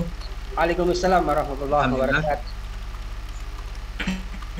Ya, sedikit Pak mereview tadi ada dijelaskan masalah fokus, modus, lokus, dan timkus. Dia kan harus ada Timkus, ya. korelasi, ada dalam satu penelitian itu harus ada semua. Ketika ini yang membedakan, ini kan ada latar belakang tadi. Ketika di dalam abstrak itu apa yang dimuat dalam abstrak, Pak? Abstrak itu apa-apa saja yang dimuat dalam abstrak. Setelah itu nanti ada postulat, ada hipotesa, hipotesis, itu yang perlu ini Pak. Itu, dan ada misalnya kita menulis, ada dalam tesis ini ada nggak batasan-batasan Pak yang boleh sama, misalnya tulisan, dan batasan yang tidak boleh sama, kutipan yang boleh sama dan yang tidak boleh sama. Karena harus ada batasan juga, kalau nanti nggak ada batasan, plagiasi semua gitu. Kan kita sudah berusaha, Pak. Bapak bisa kena 5 tahun penjara itu nanti. Ya. Oke, bisa saya tangkap. Nah, mohon bimbingan juga Pak, karena memang hal ini baru juga kan. Kami juga udah penasaran, baru dan belum coba-coba, makanya belum lempar mangga, Pak. Nah, ya. belum dapat manggis ya, baru lempar mangga aja ya. Baik, Bapak Juwardi, abstrak itu adalah dituliskan sesaat Bapak Ibu akan ujian seminar hasil. Kalau di proposal belum ya. Abstrak itu udah selesai, setelah Bapak selesai melakukan penelitian. Abstrak itu tidak boleh lebih dari 800 kata. Tidak boleh lebih dari 800 kata. Dan masing-masing bab diwakili satu paragraf. Bab 1 satu paragraf, terdiri dari penelitian ini berjenis penelitian kualitatif. Cek 1 2 1 2. Oke, teman cek. Pertama, sekurangnya itu. Paragraf kedua, metode yang dipakai adalah ini, teori yang dipakai adalah ini. Paragraf kedua. Paragraf ketiga, temuan penelitian diantaranya adalah bla bla bla bla bla. Paragraf keempat, kesimpulan dari penelitian ini bla bla bla bla bla. 4 paragraf ya, dan diakhiri dengan apa? Penelitian ini sudah sesuai atau mencapai sebagaimana tujuan dan manfaat penelitian. Jadi cukup 4 Bapak Ibu ya. Abstrak cukup 4 paragraf, nggak lebih dari 800 kata. Bukan karakter ya, kalau karakter sedikit. Karakter kan huruf ya, tidak boleh lebih dari 800 kata. Itu abstrak. Dan diakhiri dengan kata kunci. Kata kuncinya apa? Frasa biasanya, masing-masing frasa, bukan konsep satu kata tapi frasa. Definisi operasional, 2 kata misalkan pendidikan karakter, koma, kompetensi siswa, koma, motivasi guru, misalkan ya, kata kuncinya ya, masing-masing kata kunci 2 kata, itu berarti definisi operasional. Tidak lebih dari 800 kata, cukup 4 paragraf. Itu abstrak. Kemudian misalkan yang sering kita lakukan juga dalam menguraikan atau memformulasikan sebuah laporan penelitian, kadang Bapak Ibu juga masih mikir-mikir ya, di samping jumlah halaman tadi ya, yang itu faktor non akademik yang seolah-olah menjadi postulat, menyebut postulat macam-macam tadi ya, itu bahasa-bahasa eksak, itu postulat, aksioma ya. Kalau di rumpun ilmu sosial dan humaniora itu istilah postulat, aksioma nggak ada. Yang ada itu asumsi ya. Cek 1 2 kata-kata konsep asumsi itu apa? Hipotesis nggak ada, hipotesis di kuanti. Hipotesis di kuanti. Ya. Postulat misalkan Bapak meneliti tentang persamaan kuadrat misalnya ya, pakai aksioma, pakai postulat. Kalau prodi Bapak matematika ya, fisika misalkan, kimia itu pakai postulat. Tapi kalau tarbiyah, ya apalagi kimia itu sa'adah, dengan kimianya kebahagiaan ya, itu sosial humaniora itu ya, nggak pakai postulat ya, pakai konsep, pakai asumsi ya, pakai teori, istilahnya dipakai teori, konsep, asumsi, argumentasi ya. Jadi pertanyaan-pertanyaan Bapak tadi, Bapak Juhadi tadi, aduh high level, sophisticated itu, jadi canggih, tingkat tinggi. Tapi nggak apa-apa juga, kita harus tahu what behind, what the meaning of postulat, aksioma, kemudian apa, konsep ya, teori, proposisi, bukan preposisi. Kalau preposisi itu kata depan ya. Proposisi itu sama dengan premis. Proposisi pada kualitatif, premis pada penelitian kuantitatif. Dua hal yang sama tapi beda peruntukan penggunaan. Kalau Bapak Ibu pakai penelitian kualitatif, pakai premis namanya, premis mayor, premis minor. Tapi penelitian kualitatif pakai proposisi mayor, proposisi minor. Premis, proposisi artinya sama, pernyataan sama artinya dengan tesis, proposisi, premis, itu pernyataan semua namanya ya, hanya beda penggunaan saja. Tetap manggis ya manggis, mau manggis Malang, manggis Aceh, manggis Medan ya, manggis Pontianak ya tetap manggis, cuman tempatnya aja beda. Mangga juga gitu, mangga yang enak kan mangga Indramayu, mangga Polinggo ya, atau mangga basah ya. Nah, kira-kira begitu. Gimana Pak Juhardi? Sedikit dipahami Pak. Ya, kalau nggak paham nanti istiharah Bapak ya. Udah Pak. Istiharah biar dapat. Sedikit Pak, karena kalau paham semua nggak mungkin. Proses Pak. Iya, nanti kopiahnya udah nggak muat kalau cepat paham itu ya. Oke, next, yang lanjut. Silakan Pak Jamani dari Kalimantan Barat. Pontianak. Ya, ngereng. Terima kasih Jeruk Pak Kosma. Jeruk Pontianak. Wah. Ya, Assalamualaikum warahmatullahi wabarakatuh. Lempar jeruk dapat manggis nanti. Bisa dengar suara saya? Belum ya. Oke. Silakan Bapak. Terima kasih Pak Kosma dan Pak Doktor. Assalamualaikum warahmatullahi wabarakatuh. Semoga Pak Doktor dan sahabat-sahabat semua semoga senantiasa dalam keafiatan dan keberkahannya. Amin. Nah, dari sebuah kegelisahan ini antara temuan gagasan atau konsep yang hendak saya angkat dalam sebuah riset atau penelitian dengan menyesuaikan metode yang akan metode penelitian kuantitatif nih yang akan saya gunakan, mulai mencari, melihat, mengamati berbagai riset penelitian baik skripsi, tesis. Pada umumnya banyak Pak yang mengangkat masalah perbandingan atau komparatif, hubungan atau korelasi, studi kasus. Nah, setelah membaca ada satu kutipan yang saya baca yaitu Burhan Bungin kalau tidak salah dalam bukunya Metodologi Penelitian Kuantitatif. Ada 7 bentuk metode kuantitatif, yaitu salah satunya adalah eksperimen Pak. Nah, namun penelitian eksperimen ini di situ disebutkan lebih banyak digunakan dalam bidang eksak, yaitu ada 2 jenis penelitian eksperimen, semu dan sungguhan. Nah, dalam konstelasi pendidikan khususnya pendidikan agama Islam ini yang saya angkat, bagaimana menurut Pak Dokter tentang metode kuantitatif bentuk eksperimen ini, apakah bisa digunakan Nah, karena pendidikan ini kan lebih pada humaniora, bukan pada eksaknya gitu. Terima kasih Pak Dokter. Assalamualaikum warahmatullahi wabarakatuh. Waalaikumsalam warahmatullahi wabarakatuh. Saya bukan Pak Dokter ya, dokter saya nyuntik nanti. Pak Dokter. Ya, dokter. Pak Dokter. Ya, maaf. Ya betul, eksperimen itu lebih banyak dilakukan oleh teman-teman di prodi eksak, ya fisika, kimia, biologi, kedokteran, bahkan itu eksperimen, ya mikrobiologi itu eksperimen. Kita sosial humaniora, pendidikan, educational tarbiyah. Ya kalau kita pakai eksperimen laboratoriumnya social laboratory, jadi laboratorium sosial. Ya kalau mau dipaksakan kan juga wah, jenis penelitian saya itu kualitatif yang eksperimen. Kalau mau maksain juga bisa sih, cuman kan diketawain sama orang nanti.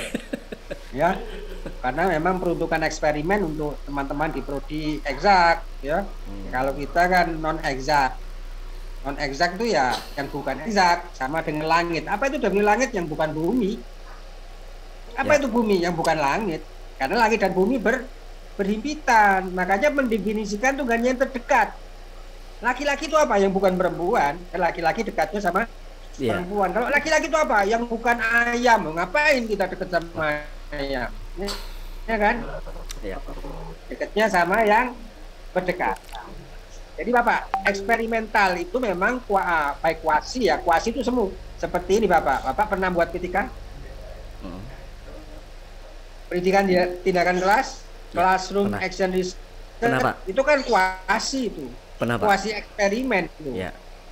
Eksperimen semu ya di situ ya, itu semu, seolah-olah kita buat eksperimen tapi eksperimen kelas, tindakan yang kita lihat, makanya disebut penelitian tindakan kelas.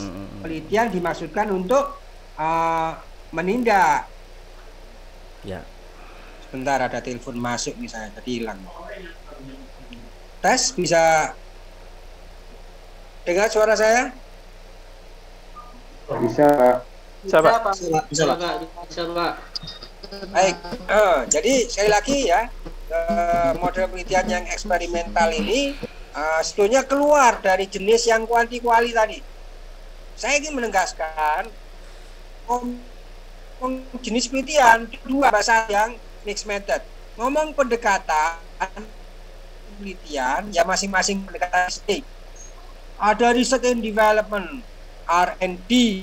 Itu bukan jenis, itu sebenarnya teknik, itu masuk ke teknik penelitian, metode penelitian yang di poin ketiga. Jenis penelitian, ya jenis penelitian ada metode penelitian, ada metode pengambilan data, metode analisis data, dan yang ketiga metode tadi, metode pengambilan data, ada metode analisis data dan ada metode keabsahan data. Tapi yang dua di atas ini jenis sama pendekatan, jenis, pendekatan, metode. Nah, research and development (R&D) itu masuk ke teknik atau metode tadi. Jadi penelitian, teknik penelitian yang research and development yang di dalamnya melakukan pengembangan. Masuk di tujuan penelitian. Tujuannya apa? Untuk mengembangkan. Kan kalau skripsi tujuan untuk mendeskripsikan, tesis mendeskripsikan dan menganalisis. Kalau disertasi tujuannya apa? Untuk mendeskripsikan, menganalisis dan menemukan sesuatu di tujuan penelitian, ya. Makanya research and development masuk di sana untuk mengembangkan sesuatu. Sebutkan R&D minimal. Skripsi itu ada yang R&D. Kalau ada yang R&D itu berarti dipaksakan. Memaksakan diri, kasihan mahasiswa S1 kalau diminta untuk berteknik research and development. R&D research itu ya khusus untuk S2 dan S3 sehingga tidak menyulitkan. Karena apa? Ending dari research and development, penelitian dan pengembangan itu ada produk. Mengembangkan dari sesuatu yang sebelumnya menjadi sesudahnya sudah dikembangkan tadi. Sering ya kita mahasiswa S1, waduh, R&D. Ya belum waktunya lah anak-anak S1 menjalankan atau melakukan research and development yang tujuannya untuk mengembangkan. Pengembangan itu untuk tesis untuk mahasiswa S2 dan mahasiswa S3. Ya, karena ada pengembangan produk nanti di sana. Dari yang sebelumnya menjadi yang sesudahnya yang sudah dikembangkan tadi. Begitu Bapak ya, Bapak Jamani ya. Jadi, tadi saya bukan dokter. Pak Dokter, ya. Pak Dokter. Yang kedua juga tadi ditanyakan bagaimana penelitian eksperimen, apakah itu full eksperimental atau kuasi eksperimental.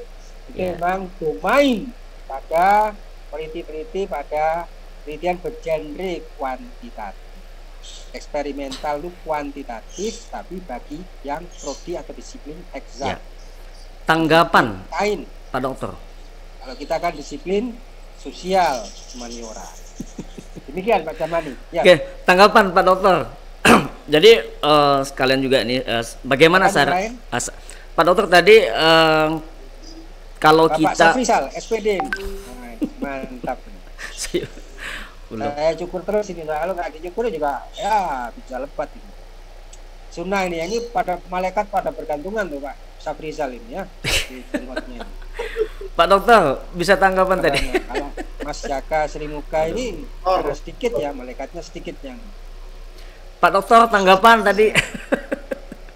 Pak Dokter tanggapan. Tapi saya lihat ini Pak Nasir di mana Ustaz? Muhammad Nasir Syakri. Tak dengar suara saya nih. Alhamdulillah nggak ada suara. Pak Dokter mungkin ada tanggapan dari Pak Jamani. Tanggapan Pak Dokter. Pak Ridwan tuh tadi. Tanggapan sekalian menegaskan Pak tadi. Hendrawadi dari Mempawah Kalimantan Barat ya. Kasihan, enggak kena dengar suara saya nih. Videonya kan Pak ya. Hah? Pak Dokter. Zainal Padri dari mana ini? Bapak Zainal Padri. Kok cuma ada atapnya saja ini? Pak Dokter, yang kuliah lampunya ini. Lampunya bersabar. Bacanya dokter. Bapak Kartino. Handsetnya habis baterai. Ini Kartini dengan Kartono jadi Kartino. Lanjut aja Pak biar Pak. Bapak Kartino, ini gabungan ya, Kartini dengan Kartono ya. Sabar. Pak Dokter, tanggapan Pak Dokter. Baik.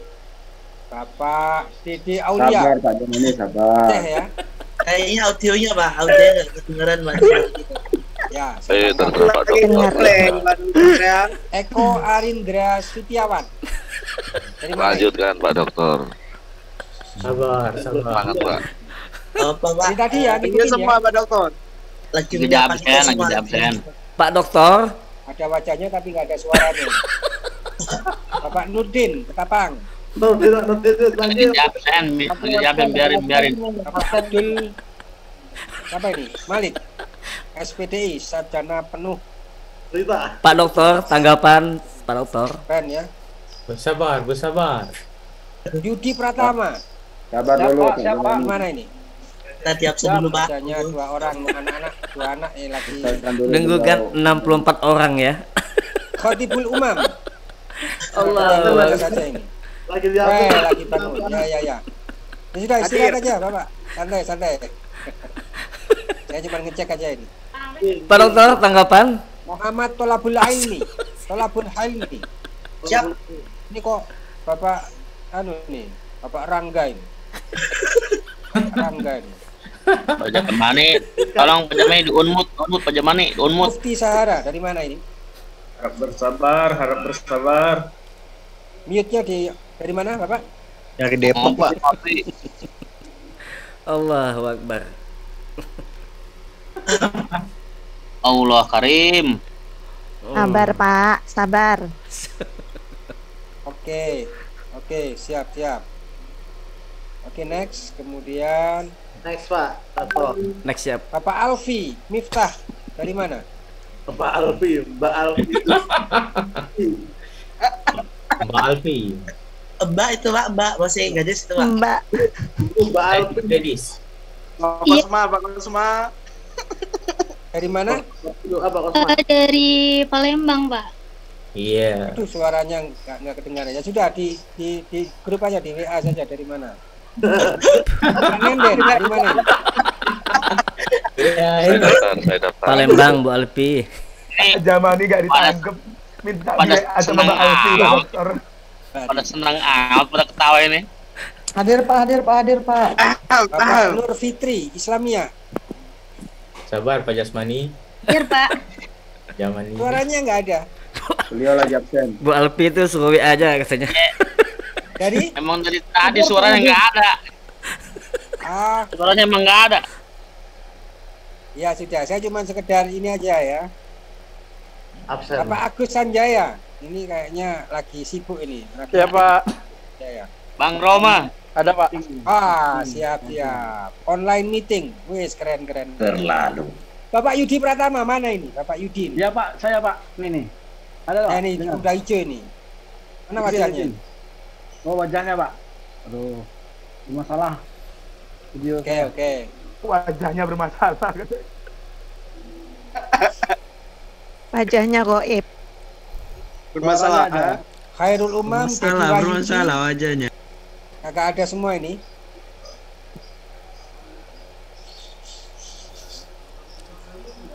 Sekarang topiknya. Bapak Kartino tadi udah ya. Hadir Pak.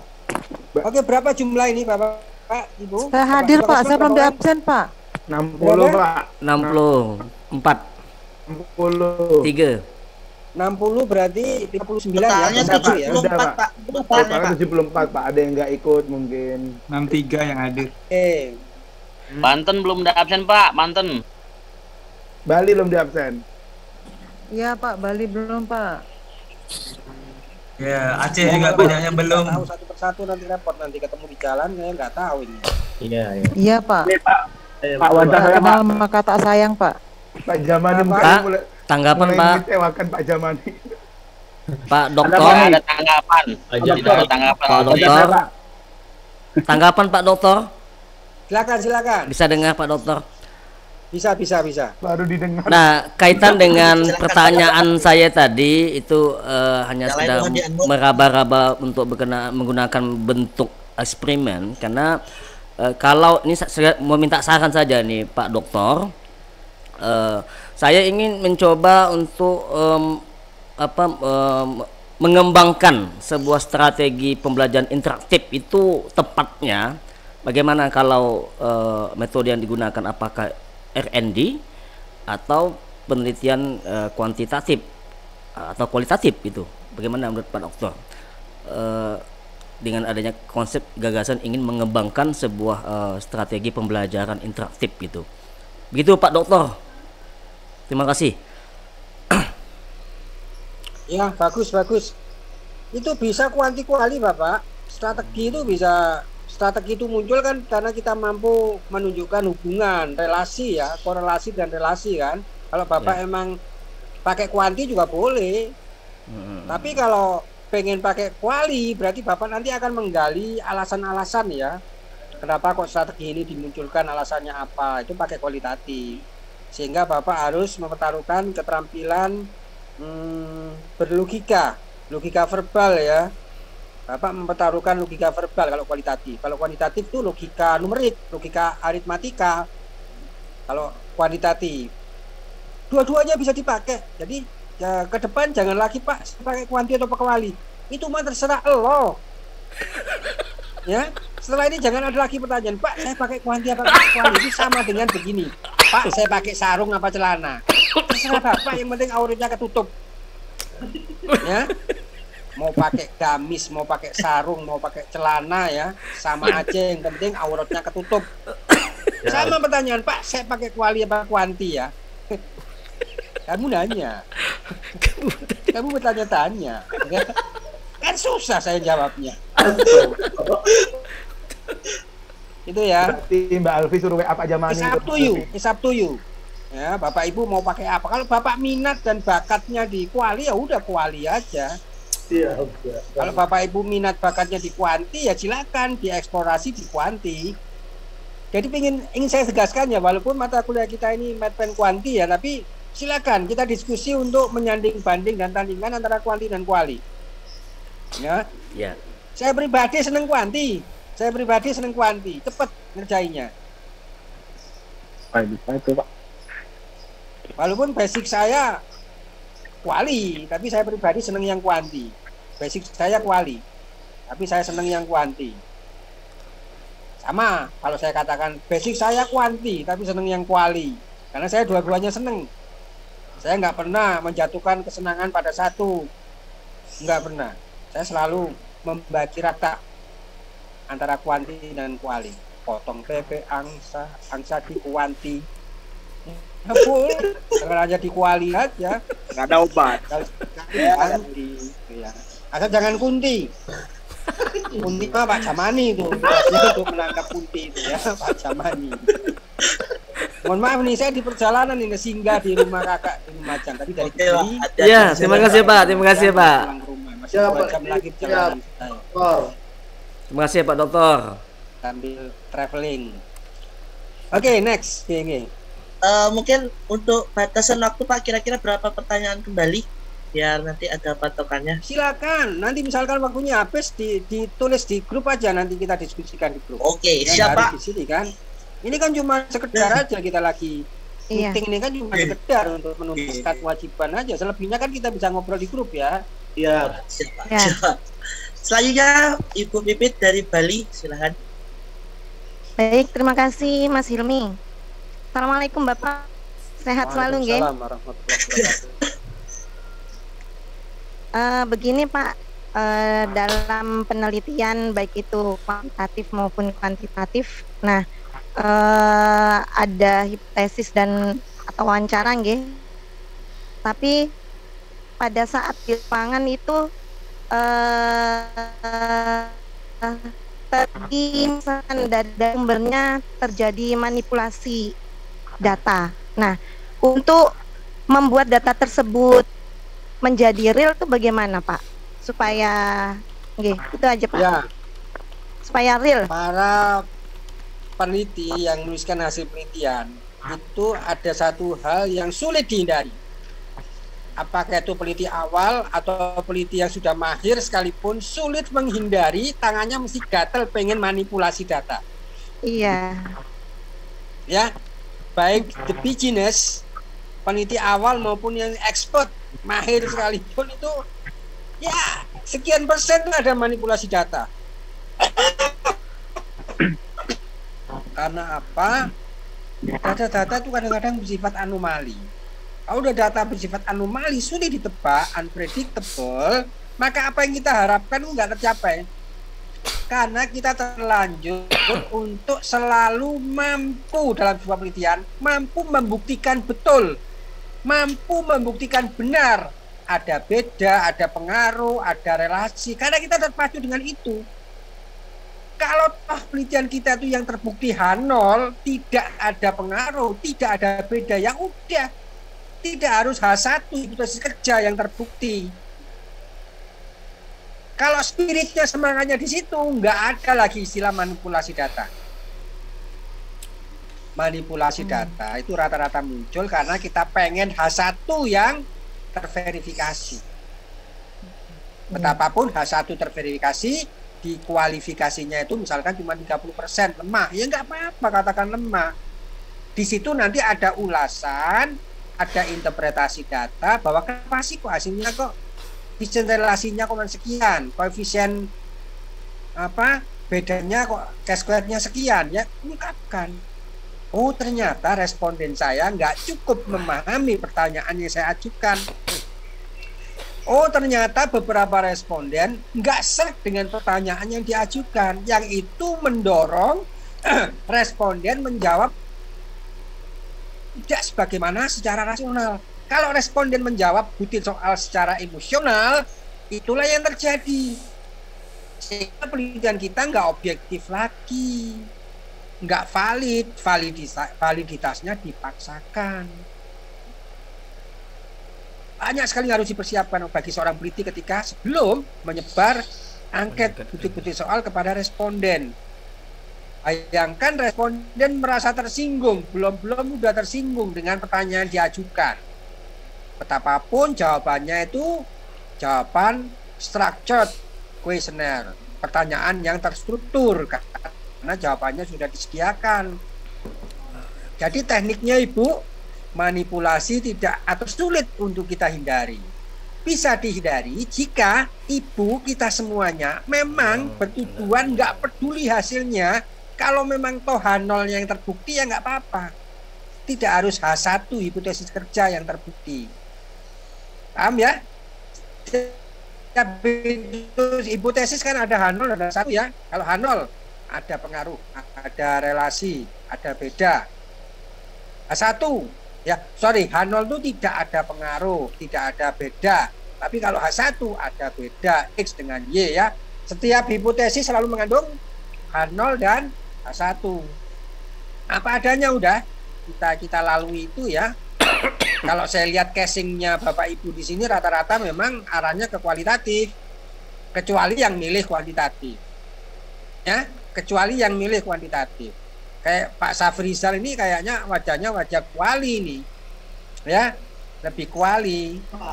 Pak Hayadi ini lebih ke kuanti, kecuali Pak Hayadi milih yang kuali. Pak Jamani kuah ini Pak. Gitu ya. Bapak ini cakep. Oke, berarti nggak perlu ini loh Pak ya, nggak perlu mengulang lagi nggak Pak? Iya silakan. Pak, Bung Vivit pakai kuale. Berarti nggak perlu mengulang lagi nggak Pak untuk pengambilan datanya itu nggak? Nggak perlu. Misalkan kita pakai H0 ya sudah. Kan habis waktu nanti. Nggak masalah udah. Asal nanti ketika ujian Ibu Bapak mampu memberikan argumentasi ya. Argumentasikan secara real apa adanya udah. Itu nggak akan ada banyak pertanyaan nanti ya, karena kita jujur. Daripada kita ketahuan loh ya. Yang manipulasi data ketahuan loh. Bagi kami yang sudah melalui banyak penelitian ketahuan nanti. Oh ini ketahuan nih. Yang tadinya invalid jadikan valid ketahuan. Yang nggak reliable dijadikan reliable ketahuan. Ketahuan nanti. Dari jumlah responden berapa, pakai sebaran jawabannya bagaimana, itu bisa di ini kok. Ya, Lembaga Survei Indonesia, Hanta Yuda, Saiful Mujani itu rata-rata memang margin errornya 5%, 0,05 ya, 0,04. Karena apa? Emang presisi. Kesalahannya itu hanya 5% atau 4%. Margin error 0,05 dari 100 responden yang menjawab tidak itu 5 maksimal. Kalau menjawab tidak ada 6 orang berarti sudah dianggap nggak reliable. Makanya ada istilah margin error ya. Deviasi 0,05 itu artinya apa? Dari 100 orang yang jawab tidak boleh lebih dari 5 orang. Kalau margin errornya 0,06 artinya apa? Dari 100 orang responden yang menjawab tidak boleh lebih dari 6 orang. Kalau lebih dari 6 orang diulang nanti. Terus diulang atau kesalahannya sudah melebihi 0,06 berarti nggak relasinya nggak baik, rendah misalkan, pengaruhnya rendah karena di atas margin errornya di atas 0,05 atau 0,06 misalkan. Masing-masing ada maksudnya, ada maknanya, interpretasinya ada. Ya. Jadi pertemuan berikutnya setelah semuanya ngumpul ya kita bandingkan. Kenapa kok alfanya sekian ya? Hasil produk momennya kok relasinya kok minus, negatif ya. Hubungan X dengan Y kok min 0,01 misalnya kok min. Apa artinya min ini? Itu ada artinya. Nanti pertemuan berikutnya kita bahas itu ya. Kenapa kok min, kenapa kok plus? Nggak ada yang min plus, nggak ada. Kalau min plus kan pelin-pelan. Kadang-kadang iya, kadang-kadang tidak. Wah, repot itu. Ya. Nggih, terima kasih Pak nggih, matur nuwun. Ya, sami-sami.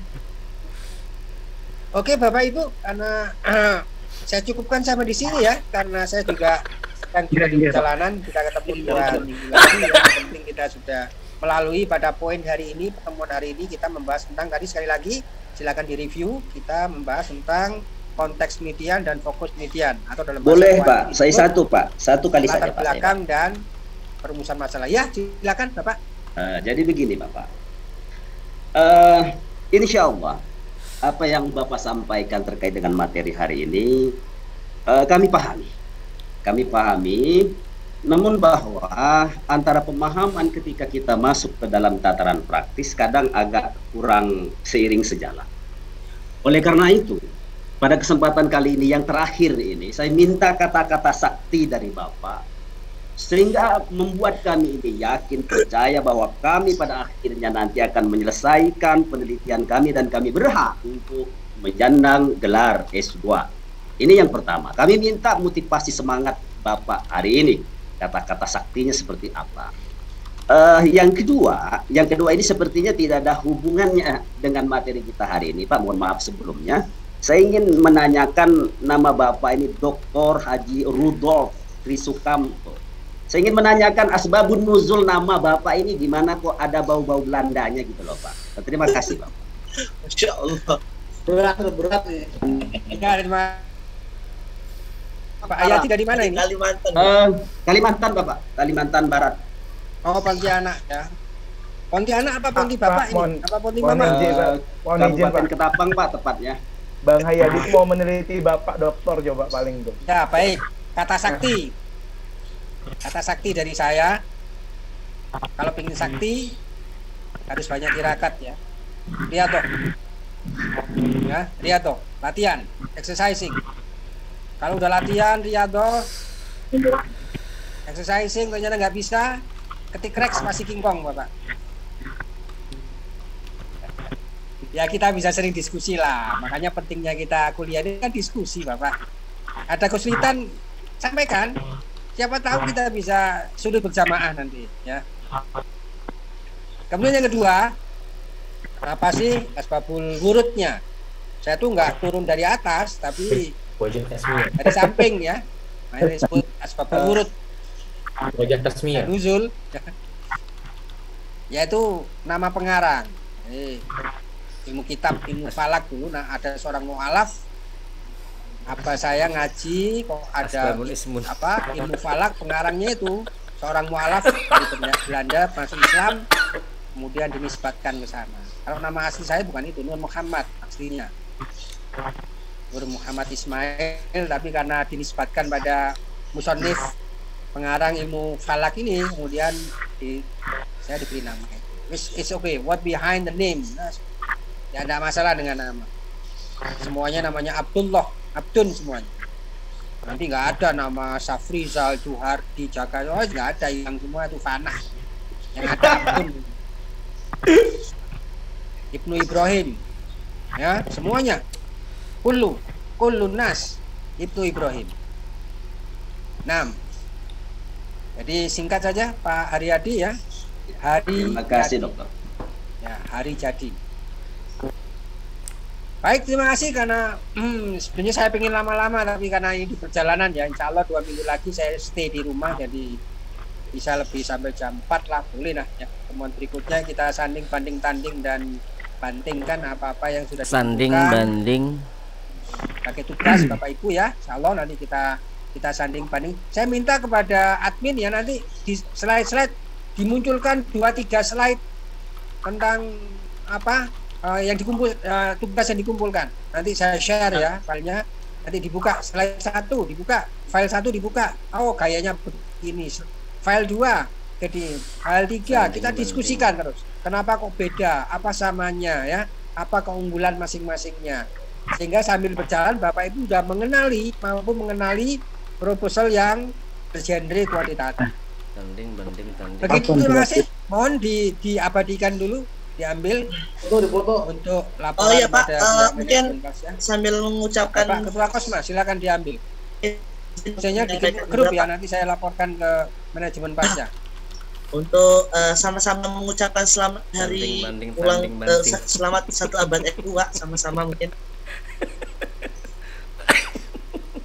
Dengar ya. Oke, jempol semua tangannya. Ikuti hitung 1, 2,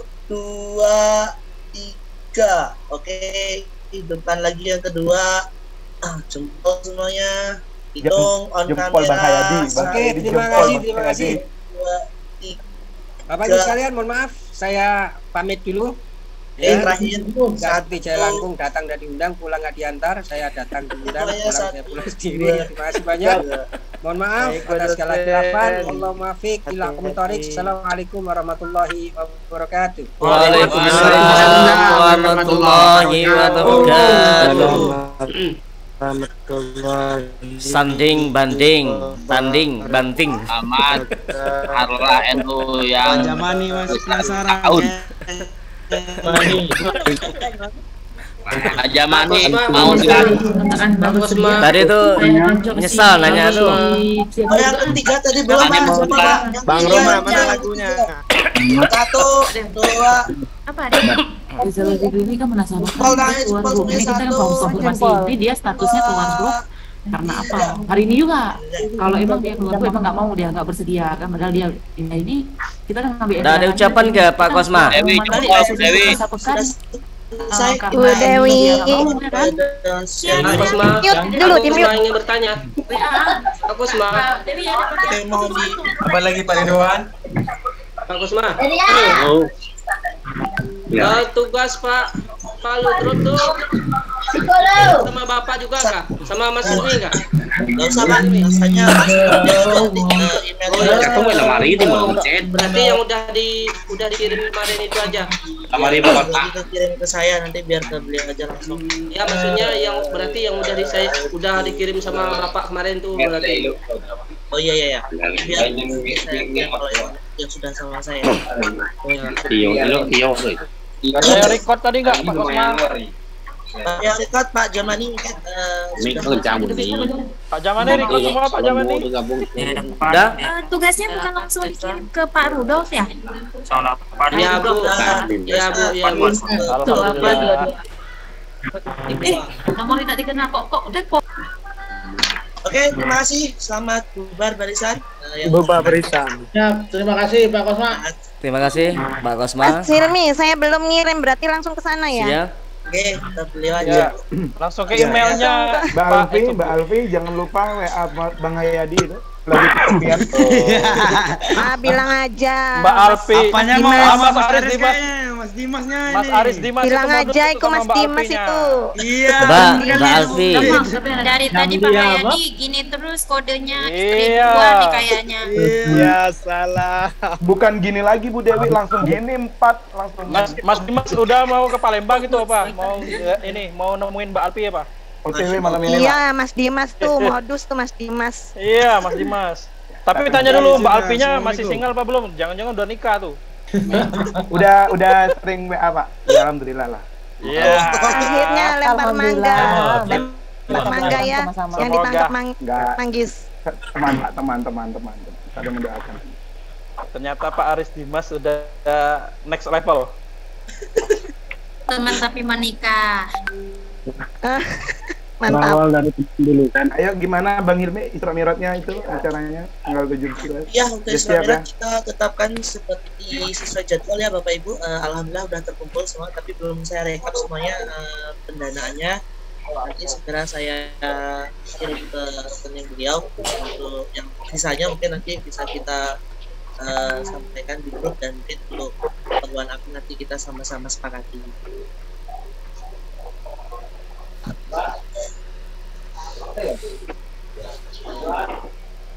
Ada usulan Bapak Ibu? Saya kayaknya belum transfer ya ke Mas Hilmi. Nah lo Mbak Pipit. Ada yang sudah, ada yang belum Bu, mau saya catat. Bang Hilmi, coba ditanyain ke admin ya, ke admin kampus itu untuk pembayaran yang biasanya bulan Februari ini kan biar tahu siapa yang udah atau. Oh iya, untuk pembayaran kita belum ada informasi dari pihak kampus. Oh belum ya? Saya udah ini Pak hubungin siapa itu yang Mbak Ayu, katanya silakan saja langsung kalau mau transfer senilai 1.500.000. Nanti konfirmasi ke yang Ibu Nopi yang bagian keuangan itu. Mungkin bisa dikirimkan nomornya Pak. Oh iya, nanti saya kirim ya di WA nanti ya. Mungkin jadi satu sekalian saya ya Mas. Enggak, maksud saya kalau memang ada yang sudah biar adilis, biar yang belum biar tahu gitu loh Pak, takut teman-teman lupa gitu. Ya benar maksudnya kalau emang satu komando saja mungkin nanti bisa sama-sama gitu. Iya, saya hari Jumat itu udah tanya, kata Mbak Ayunya silahkan udah mulai yang mau bayar silahkan aja ya. Langsung konfirmasi paling lambat Maret minggu kedua katanya. Pembayaran paling lambat ya Maret minggu kedua apa ditunggu paling lambat. Berarti terserah mau bayar yang 1,5 atau yang per bulan itu ya 500 tuh ya. Ya boleh. Kalau memang sesuai skema kita itu ya 1.500.000 tuh yang memang 6 kali bayar itu kan. Jadi bikin baju 1,5, oke. di grup Iya. bikin baju jadi nggak Bang Hilmi? Ya, untuk baju nanti habis kita acara Isra Mi'raj aja ya Pak ya. Banyak ini. Ya, satu persatu kita selesaiin. Enaknya pas Isra Mi'raj tuh pakai seragam kali ya. Untuk Isra Mi'raj mungkin kita bisa pakai baju pergunu ya Bapak Ibu ya. Oh iya, baju pergunu. Kami yang belum ada nih. Saya tidak punya tuh. Ini aja Bu, maksudnya untuk yang perempuannya kita pakai jilbabnya warna samaan gitu. Karena kalau misalnya pakai baju mungkin ada yang nggak sama gitu. Bang Hayadi jangan lupa. Gini aja, kalau memang ini pakai pergunu, yang lainnya kita pakai warna hijau aja Bu Dewi, gimana? Sip. Boleh Bu. Saya tidak punya pergunu gimana? Hijaunya, iya bajunya nggak apa-apa, kerudungnya aja dah. Warna putih mungkin. Kerudungnya aja. Enggak, maksudnya kan ada yang nggak punya bajunya, jadi kita kerudungnya aja gitu loh, warna hijau gitu. Warna apa? Hijau ya? Ya gitu aja ya Bu Dewi ya. Boleh Bu Pipit. Oke. Malah tuh di kepala. Pala